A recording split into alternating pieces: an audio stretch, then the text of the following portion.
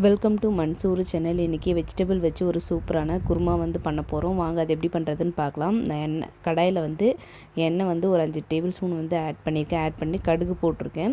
கடுகு நல்லா பொரிஞ்சு வரட்டும். கடுகு நல்லா பொரிஞ்சு வந்ததுக்கப்புறமா நான் இதில் ஒரு 4 பச்சை மிளகாய் கீறி எடுத்திருக்கேன். அதையும் ஆட் பண்ணிக்கலாம்.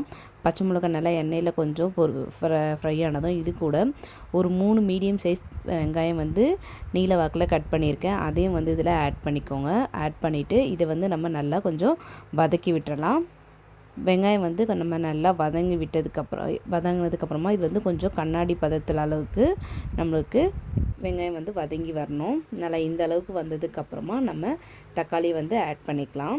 நான் இன்றைக்கி 5 மீடியம் சைஸ் தக்காளியை எடுத்திருக்கேன். சின்ன சின்னதாக கட் பண்ணி எடுத்திருக்கேன். அதையும் இதில் ஆட் பண்ணிக்கலாம்.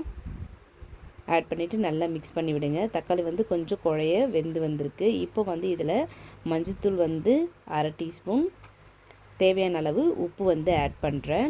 ஆட் பண்ணிவிட்டு இது நம்ம நல்லா மிக்ஸ் பண்ணி விட்டுடலாம். அப்போ அந்த தக்காளி நம்மளுக்கு நல்லா குழஞ்சி வரும்.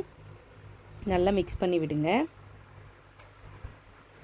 நல்ல தக்காளி பாருங்கள் நல்லா குழஞ்சி வந்திருக்கு. இப்போ நம்ம வெஜிடபிள் ஆட் பண்ணிக்கலாம். நான் இன்றைக்கி கேரட், பீன்ஸ், பச்சை பட்டாணி எடுத்திருக்கேன். இது கூட நீங்கள் உருளைக்கிழங்கு, காலிஃப்ளவர், உங்களுக்கு என்ன வெஜிடபிள் பிடிக்குமோ நீங்கள் அந்த எல்லா வெஜிடபிள்ஸுமே இதில் நீங்கள் ஆட் பண்ணிக்கலாம். ஆட் பண்ணிவிட்டு நல்லா மிக்ஸ் பண்ணி விட்டுருங்க. நம்ம அந்த மசாலாவோட வெஜிடபிள் நல்லா மிக்ஸ் ஆகணும். நான் இதில் பச்சை பட்டாணியை வேக வைக்கலை. ஏன்னா ஆல்ரெடி நம்ம குழம்புல போடும்போது வெந்துடும். அதுக்காக வேக வைக்காமல் தான் போட்டிருக்கேன். இப்போ நம்ம அரைச்சி எடுக்கிறதுக்கு முந்திரி, கசகசா, சோம்பு, அப்புறம் பட்டை, லவங்கம், ஏலக்காய், பிரிஞ்சி இலை, அது கூட ஒரு மூடி அளவுக்கு நான் தேங்காய் எடுத்திருக்கேன். இப்போ இதை நம்ம நல்லா அது மாதிரி பேஸ்ட்டாக அரைச்சி எடுத்துக்கலாம். அரைச்சிட்டு இதை நம்ம வடிகட்டணும். பாருங்கள் வெஜிடபிள் கொஞ்சம் நல்லா வெந்திருக்கு. இப்போ இது கூட நான் மிளகாய்த்தூள் மட்டும் நான் குழம்பு மிளகாய்த்தூள் தான் ஆட் பண்ணுறேன். உங்களுடைய காரத்துக்கு தகுந்த மாதிரி நீங்கள் மிளகாய்த்தூள் ஆட் பண்ணிக்கோங்க. ஆட் பண்ணிவிட்டு அதை நல்லா மிக்ஸ் பண்ணி விடுங்க. ஏன்னா நம்மளுடைய மிளகாய்த்தூளோட பச்சை வாசனை போகிறோம். அதனால் நல்லா மிக்ஸ் பண்ணுங்கள். மிக்ஸ் பண்ணதுக்கப்புறமா நம்ம ஆல்ரெடி அரைச்சிருக்கோம் இல்லையா, அந்த தேங்காய் பாலை இது மாதிரி நம்ம ஒரு வடிகட்டி வச்சு நல்லா அதை எடுத்துக்கலாம். அப்படிலாம் துணி இருந்தால் கூட நீங்கள் அது கூட எடுத்துக்கோங்க. தேங்காய் பால் 2 வாட்டி நீங்கள் வடிகட்டி எடுத்துக்கோங்க. நான் செகண்ட் டைம் வடிகட்டி எடுத்தேன். அந்த தண்ணியை தான் ஆட் பண்ணுறேன். இதில் நான் நார்மல் வாட்டரும் ஆட் பண்ணலை. ஃபஸ்ட்டு கெட்டியாக இருக்கிற பாலை நம்ம கடைசியாக தான் ஆட் பண்ண போகிறோம்.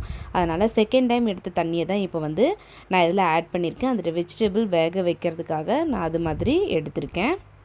நல்லா கொதித்து வரட்டும். பாருங்கள் நல்லா இது மாதிரி வெஜிடபிளில் நல்லா வெந்து வரும்போது இப்போ நம்ம ஃபஸ்ட் டைம் எடுத்தோம் இல்லைங்களா, அந்த தேங்காய் பாலை இதில் ஆட் பண்ணலாம்.